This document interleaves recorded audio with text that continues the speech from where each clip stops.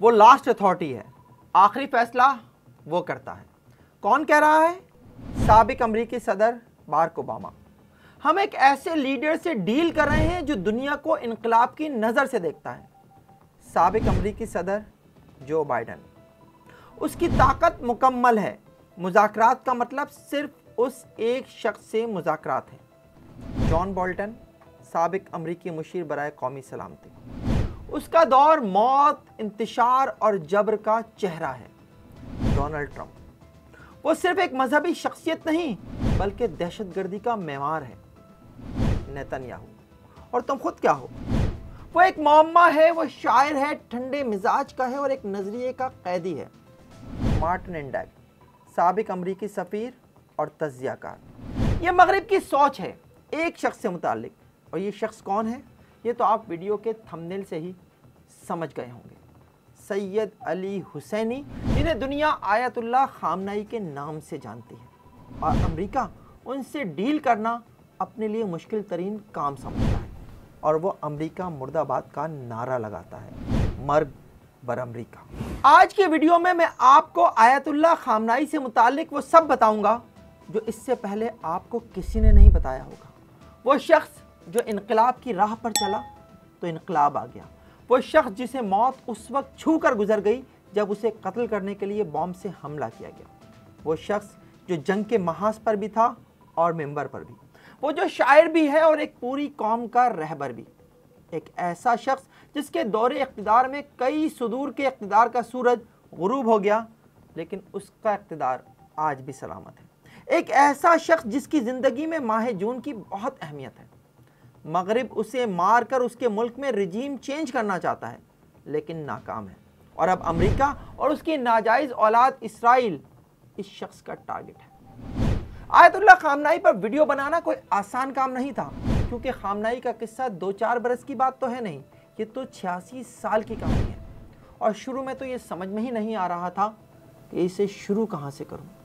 पहले ये बताऊँ कि अली हुसैनी ने सिर्फ 11 साल की उम्र में आलिम का कोर्स मुकम्मल कर लिया था, और वो भी शाह ईरान के दौर में। या यहाँ से शुरू करूँ कि जब वो इनकलाब की राह पर चले तो गिरफ्तारियाँ और कैदो बंद की सऊबतें उनका मुकद्दर बन गईं। या पहले ये बता दूं कि उन पर कातिलाना हमला कैसे हुआ, जिसमें वो जिंदा तो बच गए, लेकिन उनका एक बाजू आज भी पूरी तरह काम नहीं करता।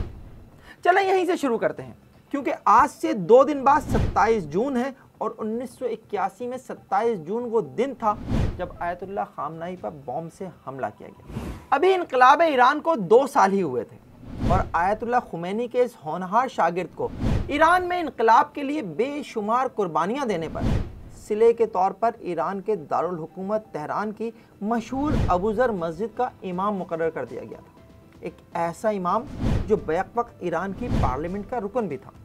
वो जुमे का दिन था।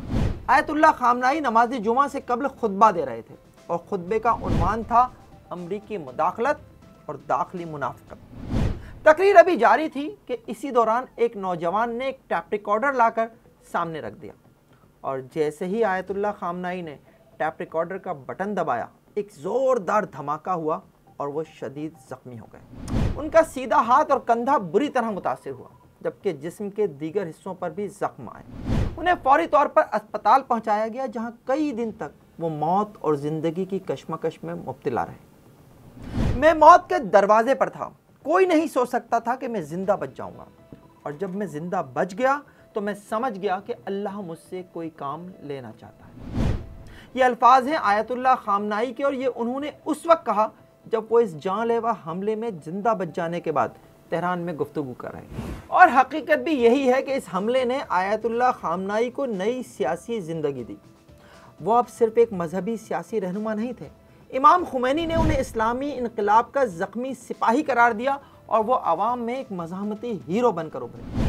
और ये वाक़या उन्हें 2 बार ईरान का सदर बनाने के बाद ईरानी कौम के सुप्रीम लीडर तक ले आया। जी हाँ, आयतुल्लाह खामनाई 2 बार ईरान के सदर रह चुके हैं, और वो ईरान के वो वाहिद रहनुमा हैं जो पहले सदर बने और फिर सुप्रीम लीडर। और उनका सदर बन जाना भी कोई मामूली वाक़या नहीं था। जून 1981 में आयतुल्लाह खामनाई बॉम्ब हमले में शदीद ज़ख्मी हुए और अभी पूरी तरह से सेहतियाब भी नहीं हुए थे कि अक्टूबर 1981 में उन्हें सदर के लिए नामजद कर दिया गया।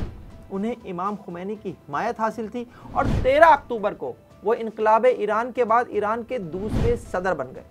यहाँ अगर मैं उस वक्त की सियासी सूरत हाल का मुख्तसरन जिक्र ना करूँ तो आयतुल्लाह खामनाई का सदर बन जाना सिर्फ एक सियासी कामयाबी लगेगा, लेकिन हकीकत यह है कि आयतुल्लाह खामनाई की ईरान के सदर के तौर पर नामजदगी भी कोई आम हालात में नहीं हुई थी, क्योंकि उस वक्त भी ईरान में हालात आम नहीं थे। इनकलाब ईरान के बाद 1980 में अबुल हसन बनी को ईरान का पहला सदर मुंतखब किया गया, एक माहिर माशियात जिसने फ्रांस की यूनिवर्सिटी से इकनॉमिक्स पढ़ी और इमाम खुमैनी के साथ जिला वतन रहे। लेकिन सदर बनाए जाने के बाद 1 साल के अरसे में ही इमाम खुमैनी से उनके इख्तिलाफात इस हद तक बढ़ गए कि उन्हें 20 जून 1981 को ओहदे से माजूल कर दिया गया। और ठीक एक हफ्ते बाद 27 जून को आयतुल्लाह खामनाई पर बम हमला हुआ और इस बम हमले के भी सिर्फ 24 घंटे बाद ही एक और दहशतगर्द हमले ने ईरान की सियासी तारीख को एक नई राह पर डाल दिया, जिस पर चलकर आज ईरान अमेरिका की आंखों में आंखें डालकर बात करता है। 28 जून 1981 की रात 9 बजे इस्लामी जमहूरी पार्टी के तेहरान में वाक़ मरकजी दफ्तर में पार्टी की वीकली मीटिंग जारी थी। मीटिंग में 100 से ज़ायद अहम रहनुमा मौजूद थे कि अचानक ज़ोरदार धमाका हुआ। बम उस मेज़ के नीचे नस्ब किया गया था जिसके गिर्द बैठकर पार्टी रहनुमा मीटिंग कर रहे थे। इस बम धमाके में इमाम खुमैनी के निहायत करीबी साथी और इनकलाब ईरान के बाद चीफ जस्टिस बनाए गए आयतुल्लाह बहिश्ती समेत 72 रहनुमा शहीद हो गए। मुल्क में अजीब सी फिजा थी, एक तरफ दहशतगर्द हमले थे तो दूसरी तरफ सियासी बेयकीनी, और ऐसे वक्त में इमाम खुमैनी की निगाह इंतखाब पड़ी जिंदा शहीद पर। जी हाँ, यही लक़ब था उन दिनों आयतुल्लाह खामनाई का, जो अभी पूरी तरह सेहतियाब नहीं हुए थे। और 13 अक्टूबर 1981 को खामनाई 95% वोट लेकर ईरान के दूसरे सदर मुंतखब हो गए। वो उस वक्त इनकलाब की एक अलामत बन चुके थे और 1985 में जब उनका पहला दौरे सदारत मुकम्मल हुआ तो उन्हें दोबारा सदर चुन लिया गया और वो जून 1989 तक दोबारा ईरान के सदर रहे। माह जून की आयतुल्लाह खामनाई की ज़िंदगी में बहुत अहमियत है। 27 जून 1981 को वो बम हमले में ज़ख्मी हुए और जून के ही महीने में उनके उस्ताद, रूहानी पेशवा और ईरान के पहले सुप्रीम लीडर आयतुल्लाह खुमैनी 3 जून 1979 को इस दुनिया से रुखसत हो गए और 4 जून को आयतुल्लाह खामनाई को ईरान का दूसरा सुप्रीम लीडर चुन लिया गया। ये वो वक्त था जब मुल्क में नए सदारती इंतखाबात होने वाले थे, लेकिन अभी हुए नहीं थे। जुलाई में सदारती इंतखाबात हुए और अकबर हाशमी रफसंजानी ईरान के तीसरे सदर मुंतखब हो गए और 16 अगस्त को उन्होंने सदर के ओहदे का हलफ भी उठा लिया और उस दिन तक खामनाई बैक वक्त मुल्क के सदर और सुप्रीम लीडर के ओहदे पर वाइज रहे। वो ईरान के वाहिद लीडर हैं जिनके पास 73 दिन तक दोनों ओहदे रहे। और एक दफ़ा फिर जून का ही महीना है, आयतुल्लाह खामनाई ईरान के सुप्रीम लीडर हैं और इसराइल ने 13 जून को जो जंग शुरू की है वो जारी है और ईरान इसराइल के साथ साथ अब अमेरिका को भी भरपूर जवाब दे रहा है। आयतुल्लाह खामनाई ईरान की ताकतवर तरीन शख्सियत तो आज हैं जिनके एक इशारे पर मिडिल ईस्ट की सियासत इधर से उधर हो जाती है, लेकिन उनके माजी को देखा जाए तो उसमें भी हमें कहीं भी डर नज़र नहीं आता। बम हमले में शदीद ज़ख्मी होकर इनकलाब की अलामत बनने से पहले भी आयतुल्लाह खामनाई ने हालात का डटकर मुकाबला किया। वो इमाम खुमैनी के उन शागिर्दों में से थे जो इनकलाब ईरान की राह में 6 मरतबा गिरफ्तार हुए। शाह ईरान की खुफिया एजेंसी सवाक ने उन्हें कैद में रखकर बदतरीन तशद्दुद का निशाना बनाया और उन्हें कैद तन्हाई में भी डाला। 1975 में शाह ईरान ने आयतुल्लाह खामनाई को तबीद किया और उन्हें ईरान के एक दूर दराज के इलाके ईरान शहर भेज दिया, जहां वो 3 साल तक सख्त निगरानी में रहे।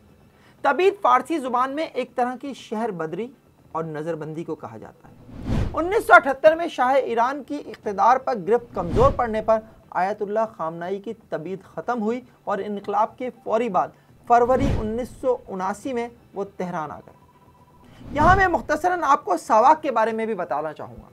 सवाक शाह ईरान की वो खुफिया एजेंसी थी जो अमेरिकन CIA और मोसाद के ताउन से बनाई गई थी। शाह ईरान के सियासी मुखालफिन की निगरानी, उनकी गिरफ्तारियों, अगवा, बदतरीन तशद्दुद और खामोशी से कत्ल कर देने के वाक़यात ने सावाक को ईरान में जुल्म और ज़बरदस्ती की अलामत बना दिया था। इनकलाब ईरान के फौरी बाद 1979 में ही सावाक को ख़त्म कर दिया गया। आयतुल्लाह खामनाई को ईरान का सुप्रीम लीडर बने 36 साल हो गए हैं और आज की ईरानी नस्ल ने तो उन्हें देखा ही इसी ओहदे पर है। वो ईरान के सबसे बाख्तियार मजहबी और सियासी रहनुमा हैं और ईरानी आइन के मुताबिक मुल्क की मुसल्लह अफवाज, अदलिया, सरकारी मीडिया और बुनियादी पॉलिसियों के निगरान हैं। खामनाई न सिर्फ ईरान बल्कि मिडिल ईस्ट की सियासत में भी इंतहाई अहम शख्सियत तस्वुर किए जाते हैं और ये हकीकत है कि पिछली 4 दिहाइयों में मशरिक़ वुस्ता की सियासत का कोई बड़ा फैसला उनकी मर्जी के बगैर नहीं हुआ। 2011 से 2020 तक जारी रहने वाली शाम की जंग में ईरान ने बशारुल असद को बचाने की हर मुमकिन कोशिश की। आयतुल्लाह खामनाई पर इल्ज़ाम लगता है कि उन्होंने जनरल कासिम सुलेमानी के ज़रिए शाम में पासदाराना इनकलाब के ज़रिए मुदाखलत की। इसी तरह इराक़ में अमरीका मुखालिफ शिया मलेशियाओं की मदद हो या यमन में हौसियों की, लेबनान में हिजबुल्लाह की सरपरस्ती हो या फ़लस्तीन में हमास और इस्लामी जहाद की इखलाकी और माली मदद। आयतुल्लाह खामनाई पर ईरान के सुप्रीम लीडर के तौर पर खित्ते में अपना असर और रसूख बढ़ाने के लिए मुदाखलत के इल्ज़ामात लगते ही रहते हैं।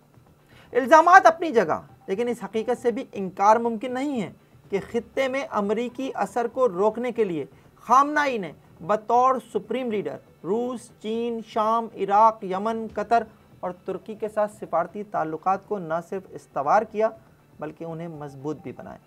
और यही वजह है कि आज रूस और चीन इस जंग में ईरान के न सिर्फ साथ खड़े हैं बल्कि अमेरिका को मुतनब्बा करते भी नज़र आ रहे हैं। लेकिन एक जगह आयतुल्लाह खामनाई ने धोखा भी खाया है। भारत के साथ ताल्लुकात को पाकिस्तान पर अहमियत देने वाले खामनाई पर यकीनन आज ये हकीकत खुल गई होगी कि हिंदू बनिए का काम ही पीठ में छुरा घोंपना है। आयतुल्लाह खामनाई आज पूरी मुस्लिम उम्मा की क़यादत करते नज़र आ रहे हैं।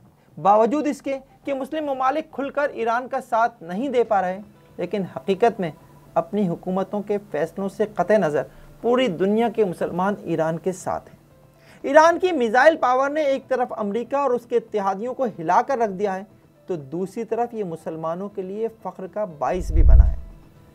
ये प्रोग्राम आपको कैसा लगा कमेंट सेक्शन में कमेंट करके ज़रूर बताइएगा। देखते रहिए FIR।